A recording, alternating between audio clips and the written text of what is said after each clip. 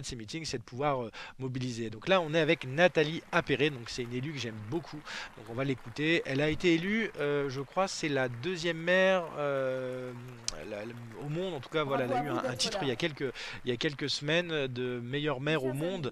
Enfin, la deuxième meilleure maire au monde. Donc on va l'écouter s'exprimer. Je vais vous retrouver ici ce soir dans cette halle Marteneau qui a été le témoin de toutes nos campagnes et de toutes nos batailles. Nous y sommes de nouveau rassemblés ce soir au nom d'un idéal européen que la Bretagne et Rennes ont toujours eu au cœur, et tu l'as fort bien décrit, Saïd, je t'en remercie.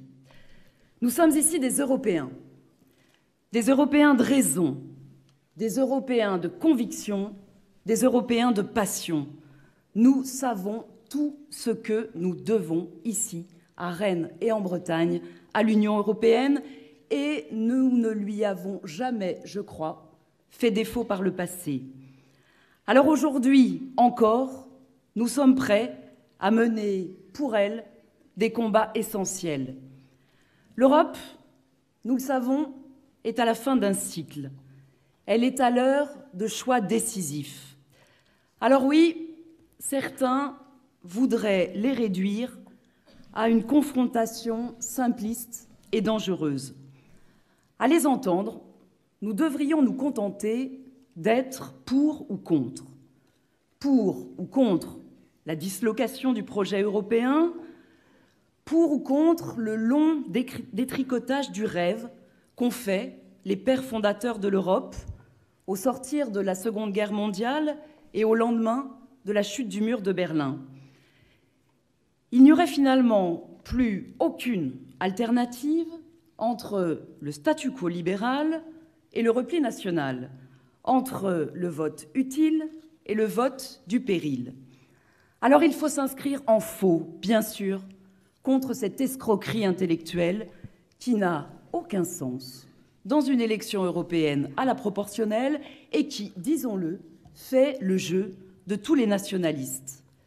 Elle les présente finalement comme ce que serait la seule alternance possible pour l'Europe.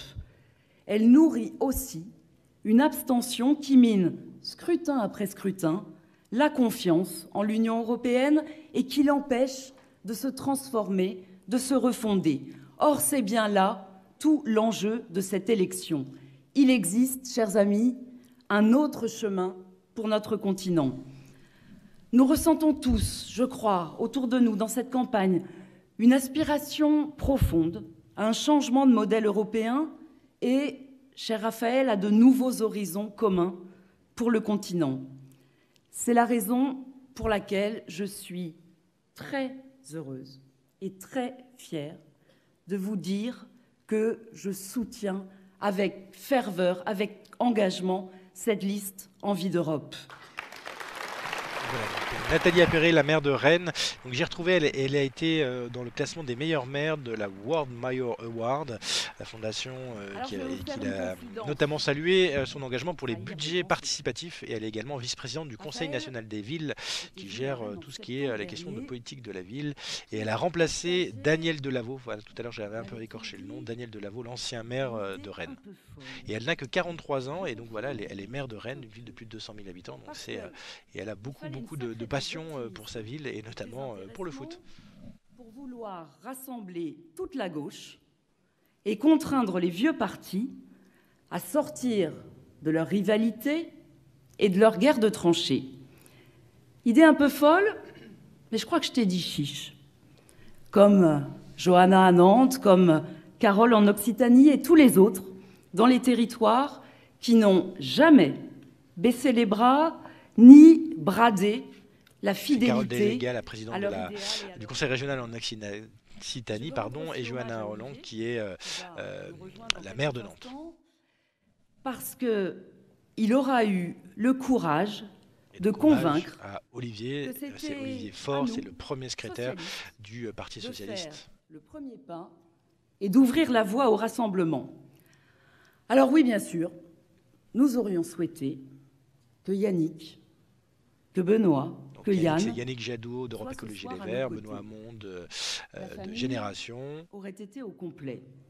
C'est peut-être, sans doute, Et Yann, ce que c'est Yann toute la Brossa gauche du attendait. Parti communiste. Mais je garde l'espoir que nous saurons l'être demain pour d'autres batailles. Et je vous le dis ici, je me battrai pour cela.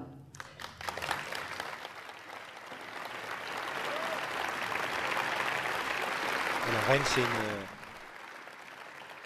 victoire de rassemblement de la gauche, donc Mais voilà, le 26 elle exprime mai, cette volonté de rassembler toute la gauche, notamment sur les prochaines élections, notamment les élections municipales qui auront lieu dans moins d'un an. ni la présidentielle de 2022, ni même encore, quoi que ce soit parfois un petit peu tentant, l'opposition au président de la République qui se joue. C'est l'Europe, toujours l'Europe, qui doit nous occuper. Alors, à toutes celles et tous ceux, et peut-être y en a-t-il parmi vous qui hésitent, à toutes celles et tous ceux qui sont gagnés par la résignation devant une Europe souvent impuissante, à toutes celles et tous ceux qui se sentent finalement orphelins d'un espoir, je veux dire ce soir que cet espoir, il est à portée de bulletin. Nous pouvons collectivement remettre l'Europe à l'endroit.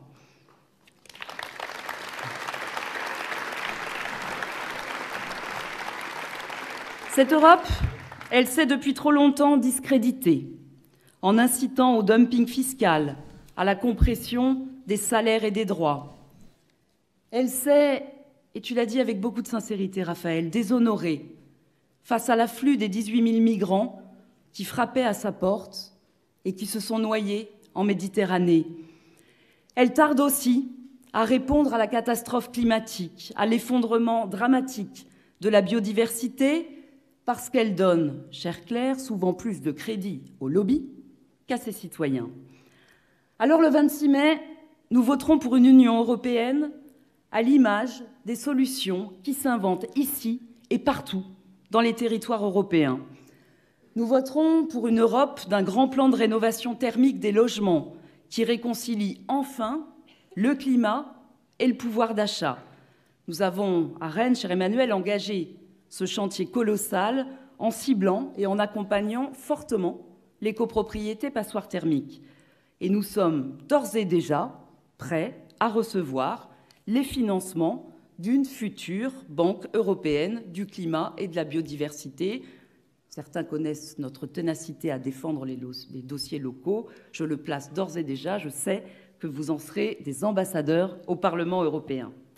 Cette Europe, elle pourrait soutenir également, demain, avec la politique agricole et alimentaire commune que nous appelons de nos vœux, Permagraine, cette micro-ferme qu'on a eu le plaisir, avec Raphaël, de visiter cet après-midi. C'est un projet qui nous tient à cœur parce qu'il participe d'une autre agriculture urbaine et durable.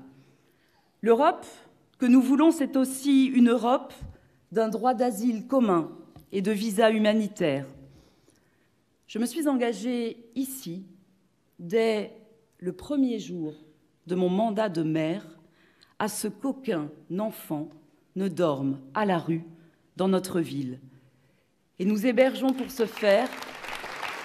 Nous n'y arriverons pas sur la durée sans une solidarité élémentaire que l'État français ne veut plus assumer aujourd'hui, certains candidats préférant brocarder le shopping de l'asile. Nous n'y arriverons pas non plus si les défaillances graves du système de Dublin ne sont pas résolues.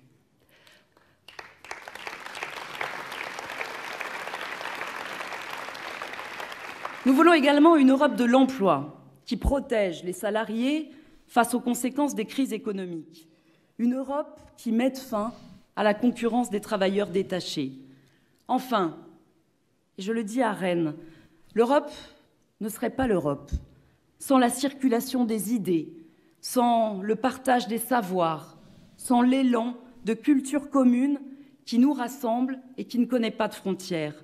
Rennes vibre au quotidien dans ses universités, dans ses grandes écoles, dans cette institution, de cette Europe de l'esprit qui doit absolument s'élargir sous peine de faire naître de nouvelles fractures. Il est temps, nous le disons tous, et depuis longtemps, de démocratiser le programme Erasmus. Chaque jeune Européen, et en particulier les plus défavorisés, devraient bénéficier d'une bourse à la mobilité et de parcours éducatifs européens. C'est un vrai engagement et c'est une vraie proposition qui est faite par la liste de Raphaël Glucksmann de pouvoir élargir preuve de leurs compétences, de leur pugnacité, de leur sincérité. Et je ne connais pas, pour ma part, et pourtant je peux vous dire que j'ai regardé attentivement, d'autres listes qui comptent dans leur rang 2 prix Goldman, l'équivalent du prix Nobel de l'écologie, chère Claire, le président, cher Éric, de la commission d'enquête européenne sur les pesticides. Voilà, c'est Claire Nouvian qui a le prix Nobel d'écologie et le président de la commission d'enquête sur les pesticides, c'est Éric Andrieux qu'on entendra tout à l'heure, ainsi que Claire Nouvian.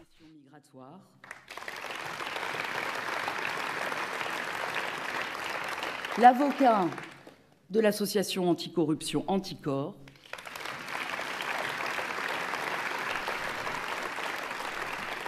l'inspirateur avec Jean Jouzel du pacte finance-climat,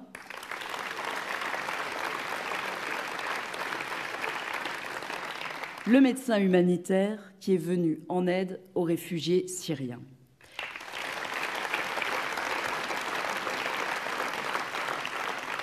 Alors je pourrais continuer en déclinant 79 parcours qui sont autant de leçons de vie et d'engagement qui nous font honneur. Mais vous me permettrez un salut tout particulier, et j'espère que les voisins Christophe m'en excuseront, à nos 6 candidats bretons, Asilis, Foroug,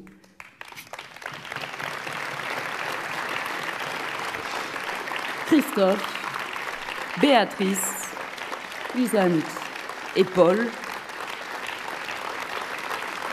Azili et Foroug, on entendra tout à l'heure, qui sont les locaux de l'étape et donc les Bretons qui sont sur cette liste qui comporte, comme Nathalie l'a dit, 79 noms. Nous battrons en notre nom pour une certaine idée aussi de la Bretagne. Alors oui, mes chers amis, soyons fiers et mobilisés, portons à leur côté le même enthousiasme, la même énergie, le même espoir, la même envie d'Europe, d'une Europe plus forte pour qu'elle soit plus juste, d'une Europe solidaire pour qu'elle devienne durable.